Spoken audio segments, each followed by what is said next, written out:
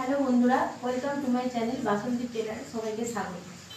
তো আজকে আমি ফিতে বা এই টেপ ইঞ্চি টেপ কী করে মাপ নেওয়া শিখতে হয় সেটা তোমাদের দেখো। তো দেখো এখানে দুদিকে দুটো নাম্বার লেখা আছে, এই সামনে বড় বড় পিছনে ছোটো ছোটো। এটা হচ্ছে ইঞ্চি আর এটা হচ্ছে সেন্টিমিটার। আমরা যখন ছিট মাপি, ছিট কোনো কাপড় মাপবো তখন বা ফেব্রিক মাপবো তখন কি করব, এই পিছন দিকের মাপটা যেটা ছোট ছোট মাপ আছে ওখানে আমরা মাপটা নেব। যেমন আমরা জানি যে 100 সেন্টিমিটারে 1 মিটার হয়, তাহলে 1 মিটার যদি আমি মাপটা নিই তখন কোথায় নেব, এই ঠিক 100-তে। এই জায়গায় এসে 100 সেন্টিমিটারে আমার মাপটা হবে 1 মিটার। ঠিক আছে, এটা নিশ্চয়ই বুঝে গেলে। এবার ইঞ্চিতে ফিতের মাপটা কীভাবে নিতে হয় দেখো, আমরা যখন মাপি এখানে লেখা আছে 1, এই যে লেখা আছে 1, তো এই 1 নাম্বারটা আমরা কিন্তু এই সাইড থেকে মাপটা নেবো না, মাপটা ঠিক এই জায়গাটা থেকে নেবো।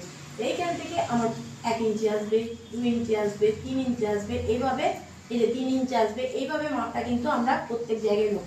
এবারে এখানে বোঝা যায়, অনেক সময় দেখা যায় কোনো কিছু মাপ এলো 37 কিংবা এলো 39, তখন কিভাবে মাপটা নেব।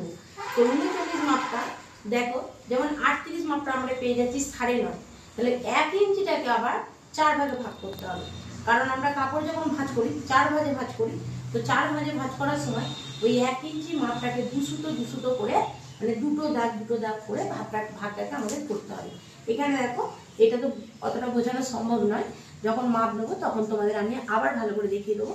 তো যখন ওই মাপটা হলো ধরো 39 হলো, তো 38 মানে 9.5 আর 200, এইভাবে মাপগুলো কিন্তু নিতে হবে। তাহলে বোঝা গেল, এদিকটা হচ্ছে সেন্টিমিটার, এটা হচ্ছে ইঞ্চি।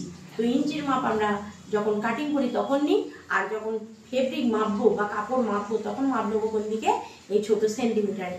বোঝা গেল? ভালো লাগলে লাইক করবে, কমেন্ট করবে, শেয়ার করবে।